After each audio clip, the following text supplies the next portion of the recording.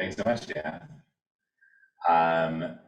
And thanks for inviting me to give this talk. Shouldn't test that. There we are, okay.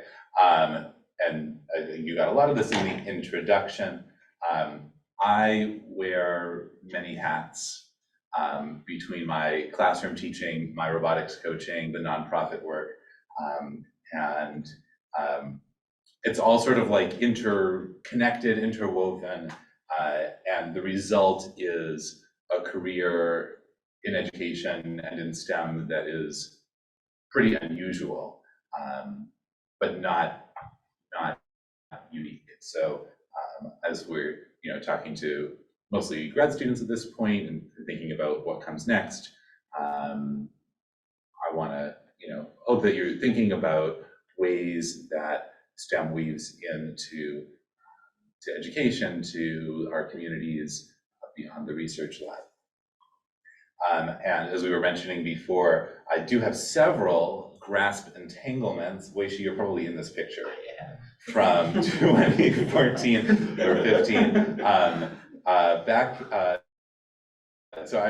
There was a research experience for teachers program running in GRASP, and so I was in that and attached to COD Lab for a couple summers, and then I was staff in that program. Middle school teachers were coming through it after me for the following 3 years. I'm also currently serving on the Internet of Things for Precision Agriculture Workforce Development Advisory Board. Is anybody working with the IoT for Ag research group? Yes. They're doing really neat stuff, and I'm actually missing our meeting right now. I guess it was actually the 2 to 3, so in theory I might have been able to join that as well, but I skipped it. So I'm here with you instead. And it's been really neat to be sort of peripherally connected to GRASP Lab over these years. What age group do you usually here? So I'm gonna dump a bunch of information, and I hope to leave a good chunk of time for discussion as well. I wanted to start with just some primer slides to give a little bit of context. I know sometimes you have your blinders on, and anything that's off of Penn campus, it doesn't matter whether it's a block away or in California, it's foreign. The school district of Philadelphia comprises 329 schools, 197,000 students, and I threw rough breakdown. About half of our students are Black, 87% of our students are not white. All of our students receive free breakfast and lunch at school. Philadelphia claims the prestigious title of poorest big city in America.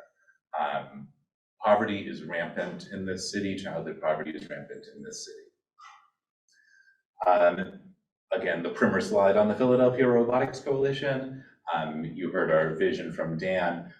We're a nonprofit trying to build STEM equity for Philadelphia public school students. This whole talk is about that effort. Just for a sense of scale, this year we're supporting 34 First Tech Challenge teams. Those are high school teams. 96 First Lego League teams, which run 2nd grade through 8th grade. And then there's 50 additional Lego League teams at the Andrew Hamilton School, which is a few blocks down Walnut Street, where every student in their school is doing First Lego League this year, K through 8. And then there's the FIRST, which we've been talking about, and either you know or you don't.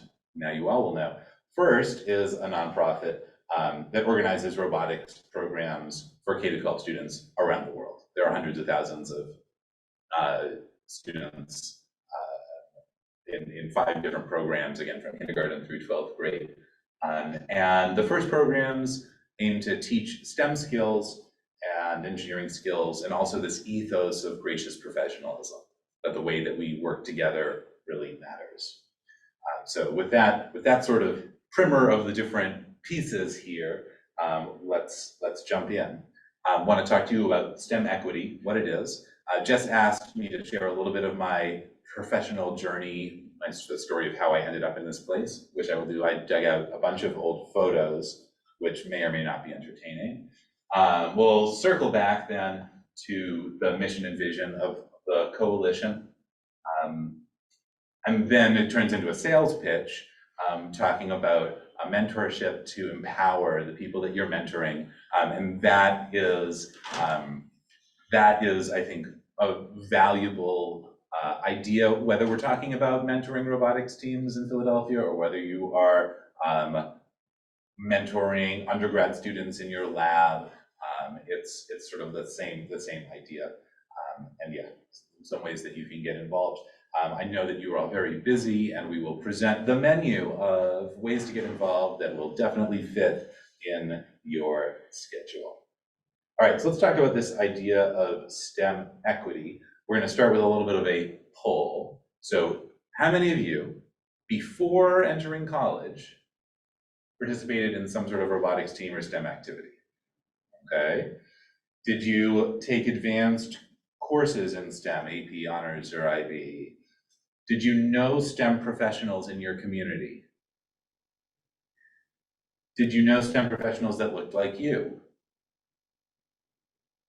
Did you have STEM professionals in your family? Did you have any sort of STEM-related internship or summer programs? So we're seeing, I think that was, oh no, there's one more. Did you know the steps necessary to enter a STEM career? Now, some of you maybe are wondering, Wei Shi, who's stuck in postdoc purgatory, is like, oh, how do we do this? But how is it that you come to be here as grad students at Penn? Would you attribute some of these things to that, right, to helping you get started on that path? The reality is that many groups of people in this country have been historically excluded from STEM fields. People of color, women, low-income communities. And so the majority of our students here in the Philadelphia School District are in communities that have been historically excluded from STEM. And so as we start thinking about building STEM equity, we're thinking about how do we create for these students this list of things. That's sort of the framework we're coming at. Big idea, our education system will maintain the status quo of exclusion, unless active efforts are made to build equity. So that's the work that we're trying to do. I see sort of three components to building equity for an individual student to have access to this same future. First off is opportunity. You took advanced STEM classes, you were in STEM clubs. Can we make sure that all of the high schools in Philadelphia have advanced STEM classes? Can we make sure that any public school student has a robotics team that they can join? Second is pathways, and this is that a matter of knowing people who have gone before you, right? Somebody who has gone to college and studied STEM and is now working as a professional engineer. If that's somebody who's from your community or from your family or from your close circle, of course, that's a thing that we can do. I always find that as my seniors graduate from my robotics team, most of them are saying, oh, I'm going to go and major in mechanical engineering or computer science, because they've been on my robotics team and they've been on the mechanical team or on the programming team, and those are the things that they know. They don't necessarily know of all these other fields of engineering, fields of science, because it's not what they've been immersed in. Many of them end up changing to other things, which is fine. But now think of the student who doesn't have that shell of sort of STEM opportunity around them. Are they considering engineering at all? Or do they know what that is in order to consider it? So that's what I mean by pathways. Do we have these students connected to people who are a few steps ahead of them on the path to a STEM career? And the last part is attitudes, is sort of believing, oh, I am a STEM person. I have a STEM identity. I can do this. And it's certainly much easier to have that positive STEM attitude when you see folks around you who have followed the path, who are doing the same thing, come from the same place. It seems more plausible. When you've never seen it, it's not something that we can do. I'm always, by the way, impressed at the number of kids who think they're going to be astronauts, knowing no astronauts, right? Like, that's not something that seems like a possible thing. Yet everyone's like, I'm going to be an astronaut. Now, by the time they get to high school, that's no longer the goal, right? That's the goal of the 8-year-olds. But it's sort of interesting to see. All right, so question for you. What is the product a school robotics team is working to create? All right, give the obvious wrong answer. Robots, right. So, right, the robot is the evidence, not the product. The whole point is the students. It's the experience, the learning that the students are getting. First has their slogan, more than robots, but really it's the students that are the product. Much to my teammates' chagrin, I am not particularly bothered when our robot is terrible, because I think they've learned a lot through the process, win or lose. I mean, I get into it sometimes as well. I'm not totally blasé in the stands, but really it's the students. When like, if you ask me for evidence that my program, that my team is having an impact, I'm going to read off to you the list of my seniors and what schools they're going to and what they're majoring in, not show you pictures of the robot they built. All right, here's the My Story piece. And the title I've put on this is The Power of Extracurricular Choices, because part of why I am not a professional engineer is because of extracurricular choices that I sort of, not intentionally, but that I made. From 4th grade, I was playing clarinet, and then later on I joined the choir and I was doing theater. Here you've got me, this is high school,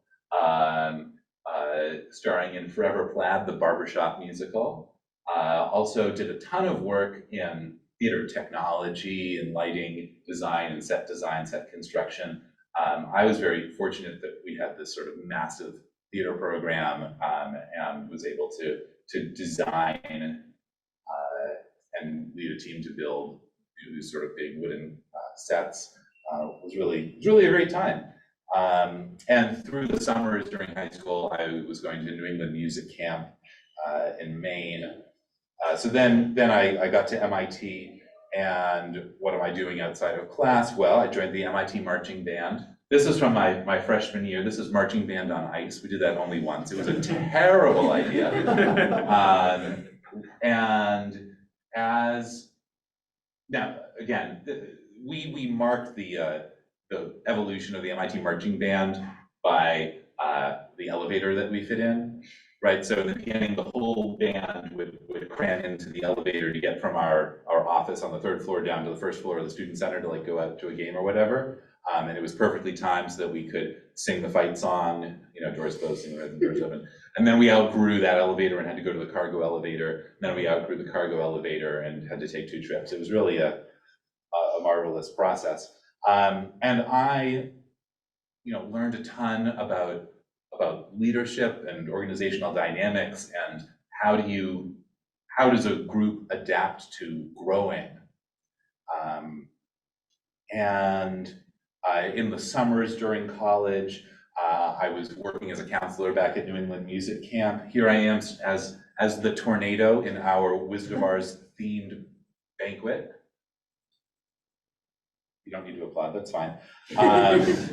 And so, through all of this, again, I'm like, getting fancy solo singing bits. We got fancier uniforms. Notice the upgrade here, picture to picture. My first strategic planning process was with the MIT marching band, as we feel like, okay, now we're 3 times bigger than we were 2 years ago. What do we do with this? And so I graduated with MIT with a bachelor's in mechanical engineering and a minor in music that I got by accident. I had taken enough music classes that I was like, oh, I've met all those requirements, sign the paper, go to the reception. I had written a thesis that really said nothing. And I had all of this like experience around leadership and planning and public speaking and working with groups, and experience in theater and experience in music, and anyway, no STEM job prospects, because all of my classmates who had been doing engineering internships every summer and had been working in research labs had STEM networks and had places to go. And I'm like, I got absolutely no idea what comes next for me. So there we were, no engineering leadership, or no engineering internship, no professional network, minimal research, and like tons of other skills. Still interest in STEM, but like not a pathway forward.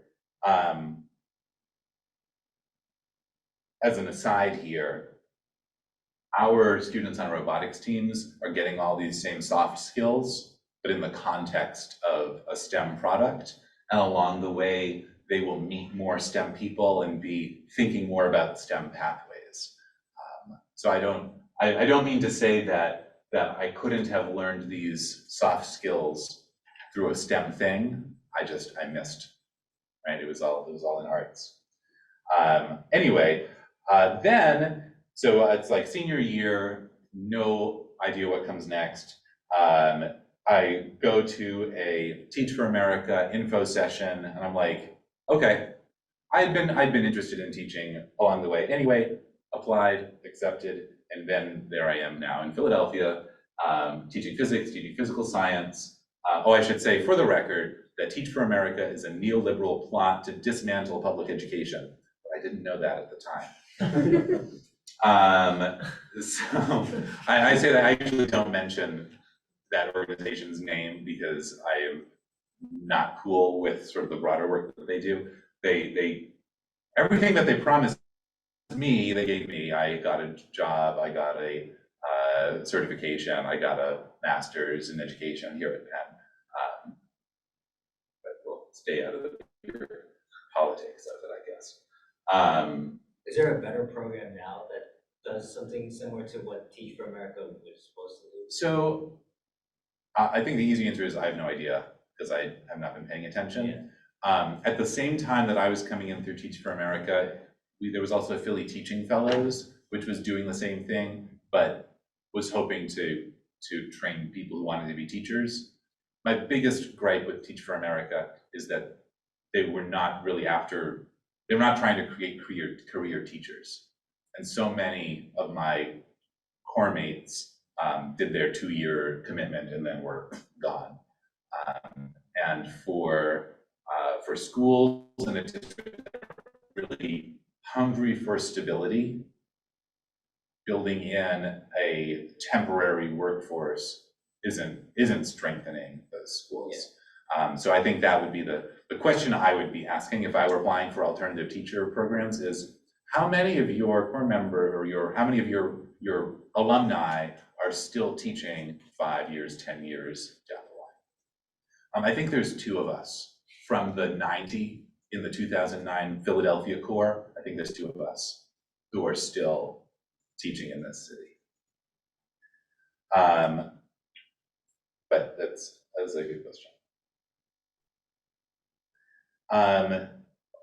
In Pennsylvania, or at least in Philadelphia, well, no, this part of Pennsylvania, we have keystone testing, standardized testing for English language arts, Algebra 1, and biology. And if you are teaching one of those 3 subjects, you are under intense scrutiny because your students are being measured and the schools are being measured. And if you're not teaching one of those, nobody cares what you're teaching. So there is a curriculum, but you have a wide leeway in choosing which pieces you want to do, what order you want to do them, how you want to teach them. And so I said, all right, we've got this physics curriculum, we've got this physical science curriculum. Let's build more engineering projects, engineering skills, engineering principles into that curriculum. So I started doing that pretty early on in my career. Later on, I had even more freedom and started to design standalone engineering courses. After school, I was still working a little bit with theater. I led the Gay Straight Alliance at Germantown High School, later the LGBT Book Club at Franklin Learning Center High School. We can talk maybe about why that was an LGBT Book Club instead of a Gay Straight Alliance, but it'll probably end up maligning others who are not present. 2014, I saw this opening for a position for a physics teacher at Central High School. I wasn't like actively looking for a new position, but I saw it. Central High School always had, like, I'd never actually been, but had this sort of aura, this mystique. It's one of our top performing magnet schools in the city. And so I saw the opening, I'll throw my hat in the ring. Turns out the reason that there was an opening is because Dan Miller-Yuda had just left to come to Grasp Lab and be the, what was his title at the beginning? Community engagement, community outreach, something like that. He had several titles until 6 months ago, he left Penn and went back to the school district. Now he's the STEM curriculum coordinator for the whole district. Anyway, so I put in the application for this teaching job, get a call back really quickly from the department chair. Hi, got your application, got your resume. So you understand, this is the robotics coaching job, which, okay, I had no idea what that meant. But I started to learn when I came in for the interview, and the interview panel was the department chair, the president of the, like the student president of the robotics team, the student vice president of the robotics team. It's like, oh, okay. And so there was this really intensive goal for them to try to make me understand what I was potentially signing up for. It all sounded great. And I think it all was great. I think I was very lucky to find that opening, and I think they were very lucky that I found that opening, because I found a place where all of these like random skills and experiences can I can really pour that all in, along with digging back more of my sort of mechanical engineering principles, you know, dusting stuff off from undergrad. It has been an awesome 9 years and counting. At this point, I think roughly 60% of my regular work time is spent on robotics compared to my other classes. And I have, through sort of constant conversation with the principals, sort of asked for accommodations that I need to make that work. For example, the school day is 8 a.m. to 3 or 4 p.m. That doesn't work for me, because if I'm after school until 5 or 6 or 7 o'clock with the robotics team 3 days a week, now I'm in the building far too many hours. Whether or not they're paid, it's like, I don't want to be there that long. I know you're grad students, that sounds easy. So my working hours, I now work 10 to 5, right? I don't have first or second period classes, and I come in time for my third period class. And my course load is also reduced. We started offering course credit for students on the robotics team. They're putting more time into the robotics team than they're putting into many of their classes. And I think they're learning more from the robotics team than they're learning in many of their classes. So let's give them academic credit for it. And that also counts towards my teaching load, right? So it's another class, it's another period that I'm not teaching during the day, as I spend so much time, you know, managing money, grants in, bills out, ordering parts, all of this sort of administrative back end. So anyway, I think I put that on there as an encouragement to ask your bosses to make the job configured in a way that you can do your job more effectively. I think oftentimes we sort of defer to authority and just sort of hunker down and do what we're told. Feel free to be the squeaky wheel and get your work set up. Like, I'm not working fewer hours, but working better hours. All right. this is a whole series of sort of half side steps as Liz shifts from my personal story back towards the coalition and the work that we're doing. So when I was talking about the MIT marching band, I was talking already about building organizations. And I'm doing that same work with the robotics program at Central High School. When I took it over from Dan Ueda, we had 3 teams and about 60 students. This year we're up to 7 teams, which is, by the way, for the record, far too many. This is a mistake. 160 students. We cut off, I closed registration. I've been turning kids away for the first time. I don't know what we're gonna do next year because this is crazy. But there's a plan that if the administration approves it, we'll try something new to try to accommodate all of this interest, but that's to be worked out. Through this, we've revamped how student leadership works, which started with a big change and has been sort of continuous tweaking to that process as we go. And as I've said this before, the evidence of success here is both that more and more kids are trying to join this program, and you look at the number of students who are matriculating to Penn, to Drexel, to Penn State, into engineering programs or other STEM fields. Also, the Chestnut Street Singers was the first organization that I founded. This is a cooperative chamber choir I founded with a couple friends back in 2010. Still going strong today. Do you know Walker Gosrich? Yeah, he's online actually. Oh, hi, Walker. So he sings with us there. And part of what I want to talk about with this group is sort of that role of founder. All of a sudden, like, the radio keeps bringing me news stories about what the phrase founders syndrome, and it's freaking me out a little bit. But that aside, one of the founders involved in the leadership at the beginning. When I got involved in the robotics stuff a couple years in, I stepped back from leadership. This group, new folks came in, had sort of different goals, and it's like, great, like, people are coming in, they've got talent, they've got excitement, and sort of right before the pandemic, more and more of us were starting to feel like this is not really fun anymore. Like, this group has turned a corner, is doing something a little bit different from what we signed up for. And how do you, as a cooperative, it's like very difficult to try to like grab hold of that and change. In some ways, I think the pandemic saved this choir. It gave us a hard reset.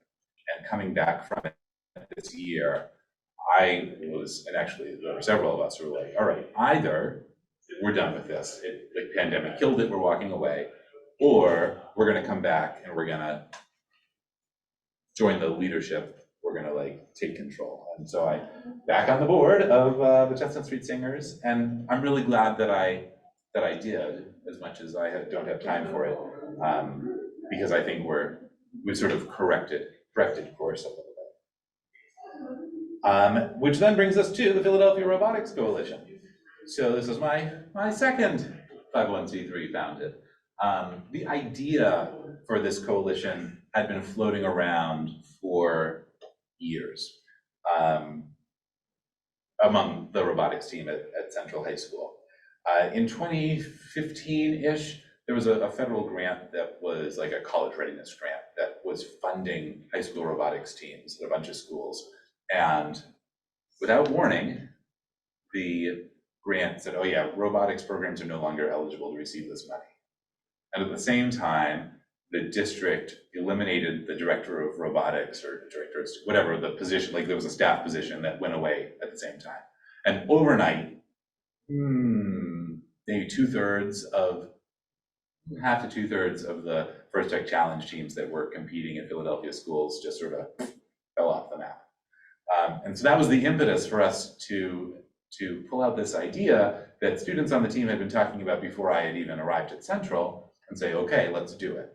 I think that's a lot of my leadership style. is saying yes to things and then trying to figure out how to make it work on the back end. So what started out as a student project, a year later, 2 years later, the students were writing bylaws and articles of incorporation and learning about the, how do you form a corporation? How do you apply for nonprofit status? And we did that, and then we had a board of adults, and it grew so quickly.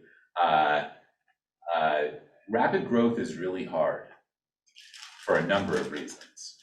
We had about 52 teams last year, and as I said, about 180 teams, 130 or 180, depending on how you're counting this year, which means that we have enough money for last year and we have enough staff for last year, and we are terribly behind in having enough money and enough staff to keep up with the program. And that's been the story from the beginning, because the funding and the staffing is like a year behind the program growth, because you need to say, oh gee, that's grown so much, we're understaffed, we need to hire more. And by the time you've hired more, it's even bigger. So getting ahead of that is real tough. My last slide in this series, I've titled Lessons Encountered, because I don't think that any of these are a done deal. I think all of these are works in progress. One of the things that was really exciting about the beginning of the coalition is that we had proposed this idea, and we got a call back from the Neubauer Family Foundation. So this sounds great. Here's $25,000, start this year. Right, this is like September already. And we're thinking, oh, we're gonna spend a year fundraising and start programming in the following year. They're like, oh, no, start now. And so in that first year, all $25,000, like every dollar that had come into the program, went right out into programming. And no money was spent on fundraising or administration, right? It was all just sort of like baked in. It was a student project still. And so that balance between how much money are we spending on programming, we have yet to turn away a team. And it's the same thing, like when you get a teacher who's like, I want to run a robotics program, we want to be able to say yes every time. Yes, we'll help you. It's really hard to dial back that programming money. But at the same time, you have to spend money on fundraising, you have to spend money on administration in order to grow the capacity of the organization. So striking that balance is a continuous tightrope walk. Second lesson, that decision of when it's right to repeat what you've done before, when it's right to innovate. This is a question that I'm always asking as a teacher. When you teach the same class year after year, it is very easy to just pull up the slides and the assignments from last year and do it again. And so the question is always, is this good enough? Is there something I want to change? Was this terrible and I want to start from scratch? Same thing organizationally. What's going well that you're going to continue? Where are your opportunities to innovate? You don't have bandwidth to innovate on everything. You don't have bandwidth to rewrite every lesson, every deck of slides.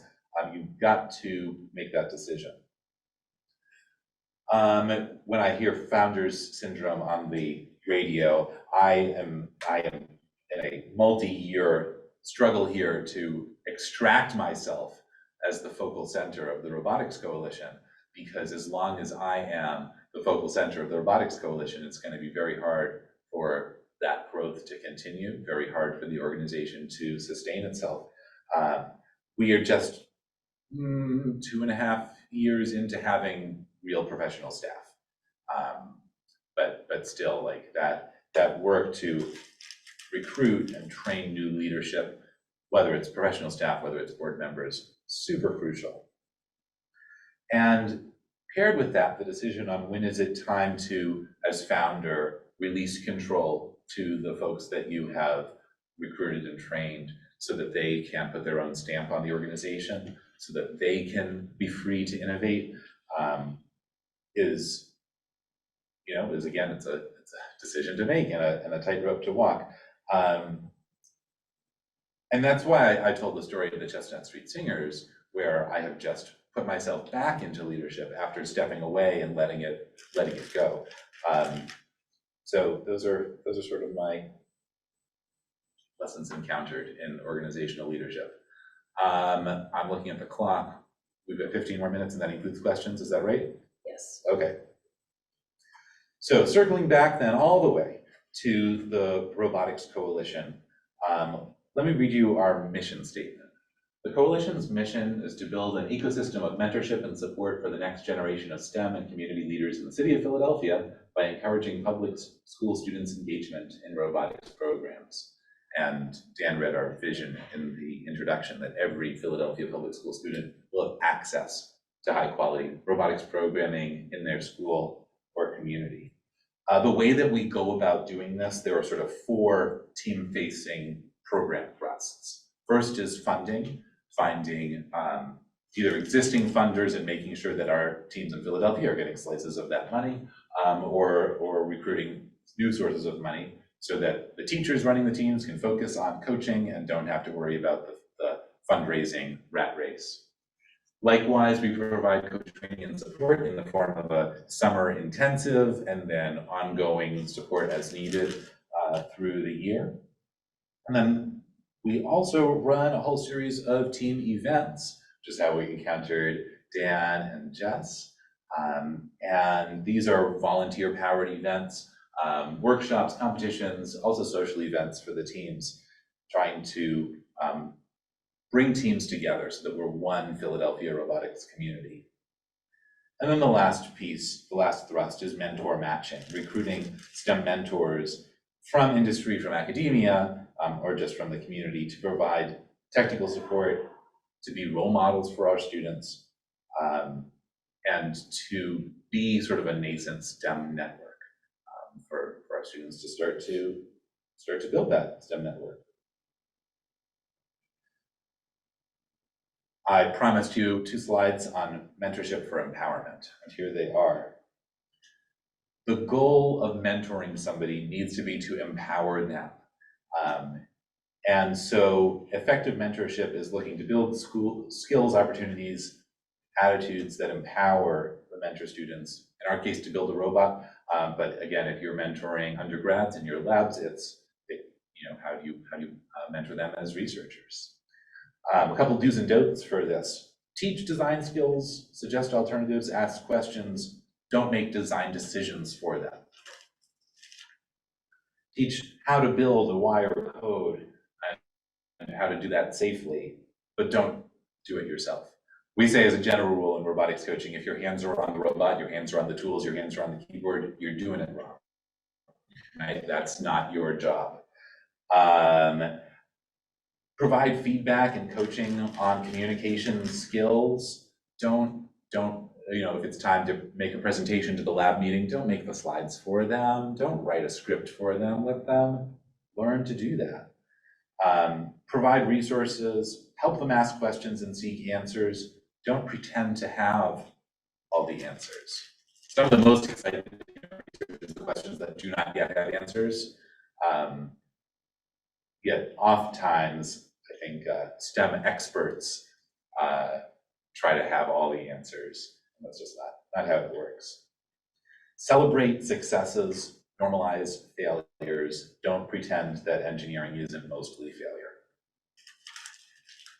which you know at this point, but is a hard lesson to learn. And then encourage students to build positive STEM identity and attitudes, and don't claim to be some sort of innate STEM genius. This is a talent that we can all build together. And my last note, which is again sort of straddles these 2 worlds, is respect community assets.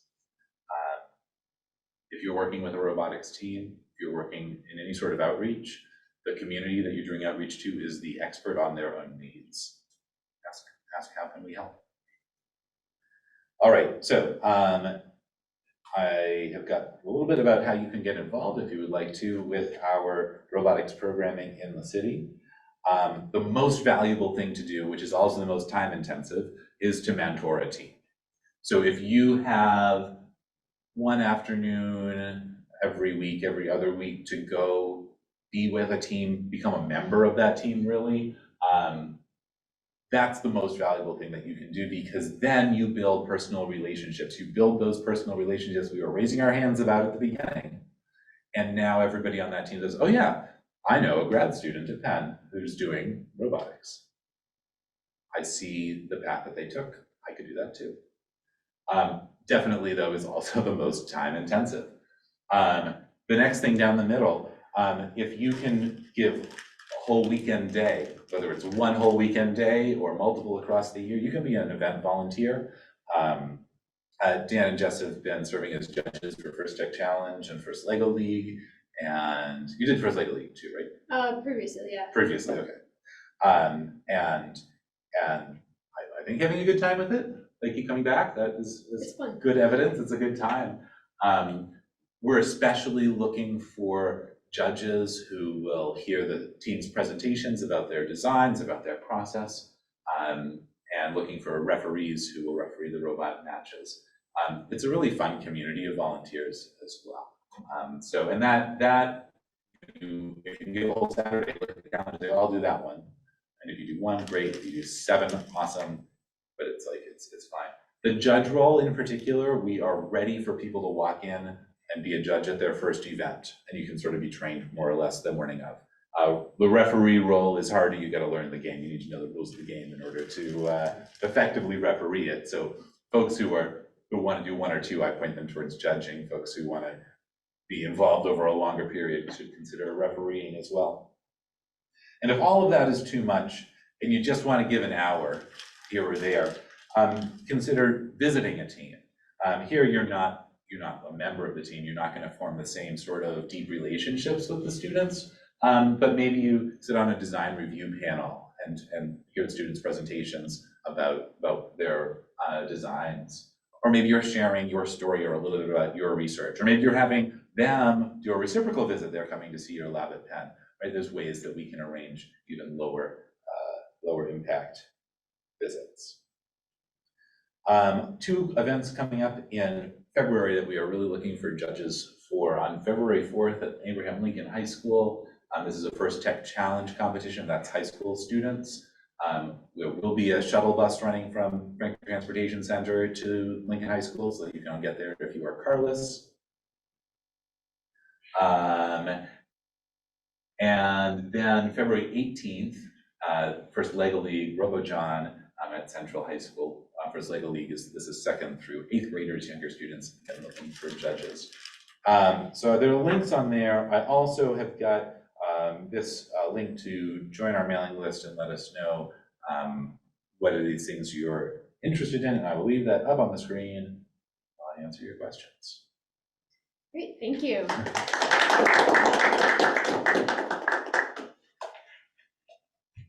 Great. Well, one of the dilemma is that a lot of the students don't have access to these type of STEM information and people.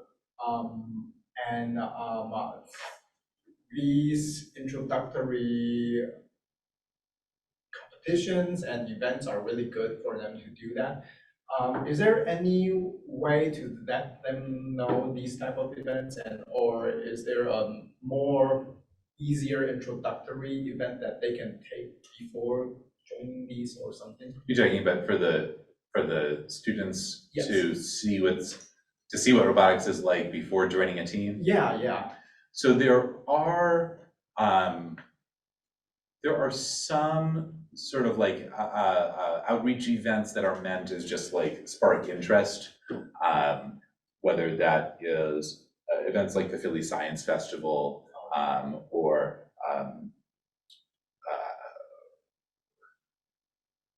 certainly like in the suburbs, there are oftentimes robotics teams will set up in a shopping mall for the day and like drive the robot, and like, what is this? Where can I do that? And we have sort of in the I wonder if has anybody been here long enough to have seen the Philly Robotics Expo here at Penn? You've been here long enough. I don't know if you were involved. So my team ran this at Penn for many years. I think the pandemic actually did kill it, and I don't think it's coming back in the same form. But that was a day-long event that we ran here at Penn, and my high school students were running coding and mechanical and circuitry workshops, and grad students in GRASP were giving lab tours, and it was sort of just like a big celebratory day, starting from zero, like what's going on here, get some interest. You're right that the events that I'm talking about here are for the teams and students who have been on the team at their school for a while. We also definitely see within the context of a school, how does that team recruit? Like, what is the existing team doing to make sure that all the students who are starting in the school or entering the right grade band know that this robotics team exists, know that they can join it, know what's going on. I had a question as a grad student. I was wondering if the Robotics Coalition has any programs or ideas on I think graduate students are in a kind of unique position to actually like students in a more like research setting as opposed to this like first competition. I actually don't know too much about this program, but Do you want to have high school interns in your lab? yeah. I'll So send there you. are like certain programs that like actually last summer I was like part of AEOP, and I thought The Army one? yes, exactly, and I thought it was a very cool program, and yeah, I'm just wondering if there's other alternatives and if the coalition is like thinking about that or already has some like pipeline stuff for that. We have not been, because we don't like control the research labs. Right. We have not, like, if you want a cadre of high school interns this summer, I will send them to you. And I will say this more generally. I know GRASP has summer programs. SMP, the summer mentorship program, is coming back this summer, but that's not working alongside you in your labs. At the risk of offending undergrads who may be on the call, I would wager that juniors and seniors on their high school robotics team are similarly useful to your undergrad, freshman, and sophomore folks working in your labs. And yeah, if you are willing to accept high school students into your labs, I would love to help you recruit them. I definitely agree, by the way, like I was really You agree that the undergrads don't know what they're doing? Okay. not to put down the undergrad, but more to raise up the like so the high school students who are really passionate about this kind of work. Like there are plenty of things that like high school students like more than capable of doing. And yeah, I found that we have I don't know if you're familiar with the Penn Young Scholars Program, but that's a way that high school students in Philadelphia can take classes at Penn. So I have students like who have taken the hardest math classes that Central High School offers, and so now at 1 in the afternoon they hop on the subway and come here and take more advanced math classes at Penn. We also at Central have an advanced science research course, it's called, where students get paired up with, this is exactly what we're talking about, get paired up with research teams it's mostly, I think, at Temple and Drexel. I don't know whether Penn has been a particularly big player in that, but certainly we're looking at Central High School has got some of those relationships. I'm not involved with that program personally, but if you've got more openings, I would love to help you recruit my high school students to come be your lab. I'm trying to think of the right word. Interns. Collaborator. Yes. Anyway, cool. I'm Derek. I'm actually working at Bodine right now, so I go every week to mentor for first. I think Derek came to our intensive training over the summer, yeah, and it's been, yes, I know that Laura and Paula were fighting over you. yeah, going back, again, I'm super impressed with everything you guys have been doing. I've been working with you guys for a couple months, seeing the numbers you have. It seems like the limiting factor now is like resources, not students and teachers. You have more than enough students and teachers who are interested. And what I've seen is you don't have enough staff, you don't have enough mentors. I mean, I don't sense there's a huge relationship between Philadelphia Robotics Coalition and Penn yet compared to like Temple or Drexel. I know everyone's at the Temple for like, one of those mentors. So I guess like coming from our perspectives, I mean, we're students, what are the things we can do to try to help build that relationship? Whether that's like getting more people in our community knowing about these mentorship opportunities. Like I had to go out of my way to find this, like Google myself. I don't think people here would know about it. So Right. how can we spread the word? So help me spread this word. When you say, oh, I'm gonna go, and this is something that I will give Dan credit for. When, Dan got involved 2 years ago now, it was just last year. It was last year. And came back, and this is fun, and came back the next time with friends, right? And if you decide, oh, I'm gonna go volunteer at this event, bring 2 people with you.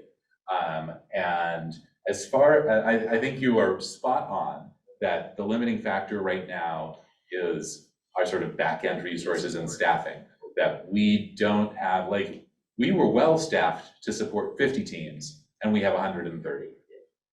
Right, so we went into this year like, oh, we're great, no problem. Oh, and having, if we can get anybody that we can get to adopt a team, you will be able to provide a lot of that support, like the technical support, and not that you need to be an expert, but that these are the types of questions or problems that you have encountered and sort of how to Google it. Right, a lot of mentoring is like, this is what we're going to search for. This is where we're going to find the answer. And every coach that's getting that sort of support from you is not calling my overloaded staff, right? It frees them up to continue working overtime to keep up with everybody, but it helps us there. So that's different than being a coach. You're like a mentor to a team. Yes, yes. So the coaches for our teams are teachers, and they are responsible for the classroom management aspect. They're responsible for student safety. They are responsible for the whole administrative back end. You can come and just provide mentorship, provide support. Is that sort of the experience you've had? Yeah, usually I show up once a week. They have meetings twice a week, so I figure out which day is better. And I just show up to help technical questions, engineering questions. I don't touch any of that. It's really flexible and it's great. I mean, they're really happy to see me. I don't really feel like I prepped that much. It's not hard, honestly. It's just something. Yeah. I leave the lab for an hour or two. I step away from Penn. It's really nice in that sense. So you get being in community and actually reminder at school's on everything, grades on everything, labs on everything. Yeah, I think that's cool. I think also arranging team visits in lab, I don't know if you guys have done that with other schools before, but that seems like something easy to set up. Yeah, so to get even the kids who are not in robotics programs already. Do you know Shonda Jefferson? No. So Shonda Jefferson is she has 2 titles. I think community engagement is one of them. She works here at Penn Engineering. She is relatively new in that job. She had my team in this building for our FRC kickoff a couple weeks back, and is like, wait a minute, the pandemic's over. We can start having people back again. Like Penn Engineering and GRASP in particular was very much in the habit of just this constant conveyor belt of school groups coming through, touring. Those of you who've been around for a few years know, oh, door opens, okay, here we go, stand up, give the 2-minute elevator talk, this is my robot. And that's been on hold. Yeah. But Penn is just now happy to have these groups coming back. Shonda's new in that role, and we're gonna need to sort of reinvent how that works together. But I know that she's eager to get teams in, and working with Bodine as a pilot, be like, all right, we've got them once we're on the other side of that qualifier, hey, let's set up an afternoon. Instead of me coming to you, you come to me, and I'll show you my lab. I'll introduce you to some of my colleagues here. So one comment from Deidre, and then we'll Hi, Deidre. just close. She says, "Thank you, Michael. Wonderful talk. So great to hear what you've been working on. I'm thinking about a new series of robotic art workshops for kids and adults with UCal and Grasp. And this was very informative. Thank you." And yeah, just let's all thank Michael again for his time and for all this great information about what's going on in Philadelphia with robotics.